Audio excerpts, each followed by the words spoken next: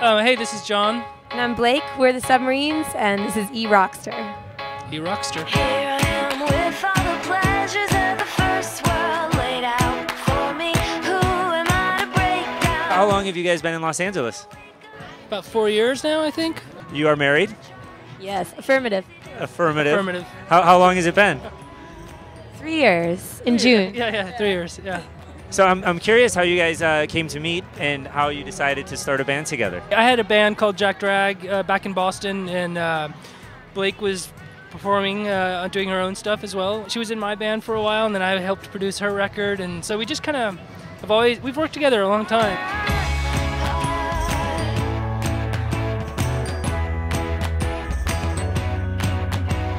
The Submarines sort of was something that happened after we got out to Los Angeles. We moved out here and we broke up and wrote songs about having broken up, and then eventually heard each other's songs. We didn't intend to become a band when we were going through that whole process and that whole time. And but when we did hear the songs, they all made sense together as an album and as like a document of that time in our lives. And so that is what Declare a New State was, and that was the beginning of our band.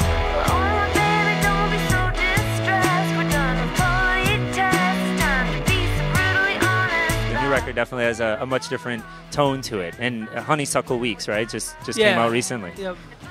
The whole process of making the record was completely different. It was like collaborative from the start, and a lot more fun. Yeah, I think we just wanted also to make a record that was, the relationship thing. Okay, cool. There's a story behind that first record, but we really didn't want that to sort of keep following us around, and we just wanted to make a band record, and we wanted to make something that was more enjoyable to play live, and it's not maybe happier on the surface, but it's still like got its dark undertones. Who are some of your favorite partnerships outside of this band? Well, it was amazing working with the Section Quartet on this album, and it just was so amazing to hear the songs come to life. But yeah, no, we both worked with other people, in different projects, and we've gotten also to tour with some fun bands. Yeah, remixes like Styrofoam has been someone who's been great. Got to do an Avril Lavigne remix. That was kind of fun. We just did a short tour with Brazilian Girls, which was really fun. Oh, great. Like such a party band, like really great vibe. And you also do some composing. Yeah, I just did a film called Surfwise that Doug Prey directed. Doug's amazing. He did, I guess Scratch is probably one of his more well-known documentaries. Blake and I did one of the theme songs for Weeds. Little boxes? Yeah, exactly, Little Boxes. And then I was really lucky to be able to work with Joey Santiago just on that first season, and he was the composer for that, and he's like one of my guitar heroes, so that was pretty awesome. And we just had this song in this really sweet new movie that just came out, Nick and Nora's Infinite Playlist. And we just played at the premiere the other night, and it was so fun, and the cast is like couldn't be sweeter. Gossip Girl next week. Oh, wow. Really? Yeah. I guess like all the love songs kind of lend itself to a lot of these. Yeah, maybe so, yeah.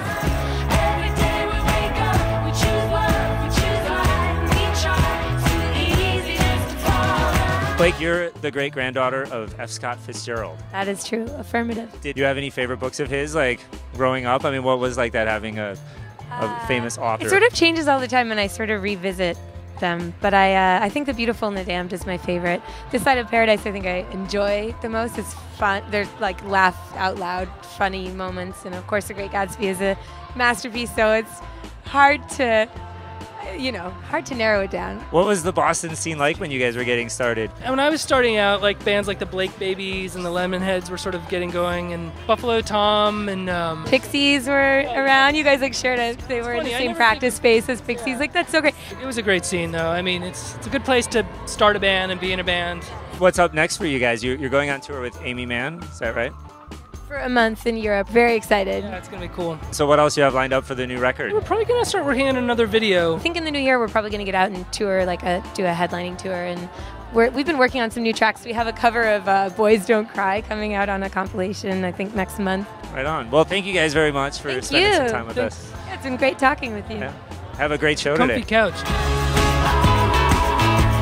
To watch more interviews like this one, go to erockster.com, where you can also listen to our commercial-free stream 24/7. At eRockster, we play everything from indie rock to classic rock, dance to soul, jazz to hip-hop. And with the library of more than 5,000 tracks, you'll hear way more variety than your typical radio station without annoying interruptions. Also at eRockster, we feature artist bios and lyrics, thousands of songs and videos on demand, as well as music blogs and forums.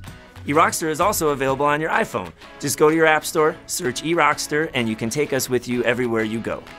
Thanks for watching.